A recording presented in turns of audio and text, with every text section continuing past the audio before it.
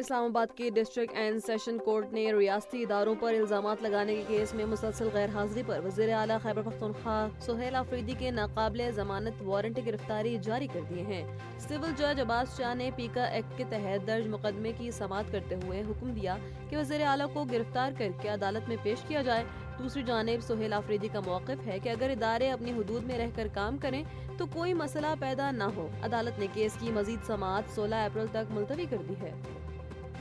معاشی اور سفارتی محاذ پر ایک اہم پیش رفت کے طور پر وزیر اعظم شہباز شریف آئندہ 48 گھنٹوں میں سعودی عرب کا دورہ کریں گے۔ سعودی ولی عہد شہزادہ محمد بن سلمان کی دعوت پر ہونے والا یہ دورہ ایک ایسے وقت میں ہو رہا ہے جب اسلام آباد میں ایران اور امریکہ کے درمیان تاریخی مذاکرات اختتام پذیر ہو گئے ہیں۔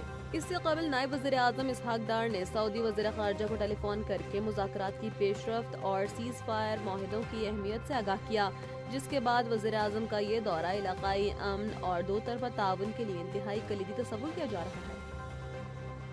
امریکی صدر ڈونلڈ ٹرمپ نے ایک بار پھر عالمی دفاعی اتحاد نیٹو کی افادیت پر سوال اٹھاتے ہوئے اس پر ہونے والے اخراجات کے سنجیدہ جائزے کا اعلان کر دیا ہے۔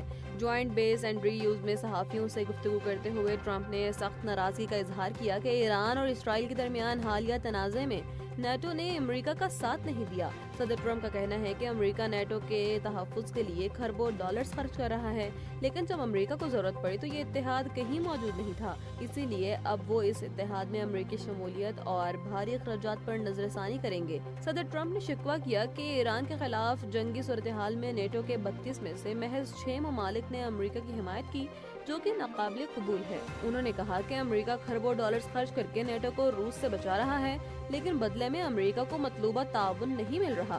ٹرمپ نے نیٹو کو کچھ حد تک غیر ضروری قرار دیتے ہوئے کہا کہ اب امریکہ کے لیے کوئی حقیقی خطرہ باقی نہیں رہا، لہٰذا ان اخراجات کا جواز نہیں بنتا۔ اخراجات کے جائزے کا مطلب یہ لیا جا رہا ہے کہ امریکہ مستقبل میں نیٹو سے اپنی مالی یا فوجی وابستگی کم کر سکتا ہے۔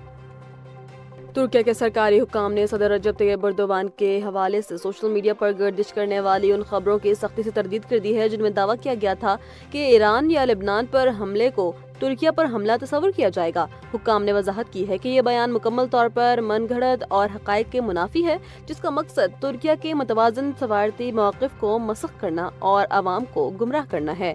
ترکیہ نے اعادہ کیا ہے کہ اس کی پالیسی ہمیشہ قومی مفادات اور علاقائی استحکام کے گرد گھومتی ہے اور وہ کسی بھی اشتعال انگیز یا غیر حقیقت پسندانہ بیانیے کا حصہ نہیں ہے۔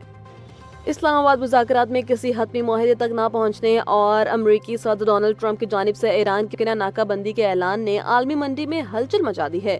اس سفارتی تعطل کے نتیجے میں خام تیل کی قیمتوں میں 9% کا بڑا اضافہ ریکارڈ کیا گیا ہے، جس سے عالمی معیشت پر دباؤ مزید بڑھ گیا ہے۔ برنٹ خام تیل کی قیمت $103 فی بیرل تک جا پہنچی ہے۔ امریکی مارکیٹ میں خام تیل $105 فی بیرل سے تجاوز کر گیا ہے۔ مربن خام تیل کی قیمت $98 فی بیرل کی سطح پر برقرار ہے۔ ماہرین کا کہنا ہے کہ مذاکرات کی ناکامی اور آبنائے ہرمز میں کشیدگی کے خدشات نے سپلائی چین کو خطرے میں ڈال دیا ہے، جس کی وجہ سے قیمتیں تیزی سے اوپر جا رہی ہیں۔ امریکہ اور ایران کے درمیان جنگ بندی کے اعلان کے باوجود جنوبی لبنان میں اسرائیلی فضائی حملوں کا سلسلہ تھم نہ سکا، جس کے تازہ ترین واقعے میں سریفہ گاؤں میں ایک ہی خاندان کے 4 افراد شہید ہو گئے۔ اس افسوسناک حملے میں ایک 9 مولود بچی بھی جان سے گئی، جبکہ 7 سالہ ایلین سعید شدید زخمی حالت میں ہسپتال منتقل کی گئی۔ گزشتہ 24 گھنٹوں میں اسرائیل کی وحشیانہ بمباری سے 350 سے زائد لبنانی شہری متاثر ہوئے، جس نے مقامی اسپتالوں میں طبی ایمرجنسی پیدا کر دی ہے۔ ڈاکٹرز کے مطابق یہ حالیہ برسوں کی شدید ترین کارروائی ہے، جس نے امن کی تمام امیدوں کو خاک میں ملا دیا ہے۔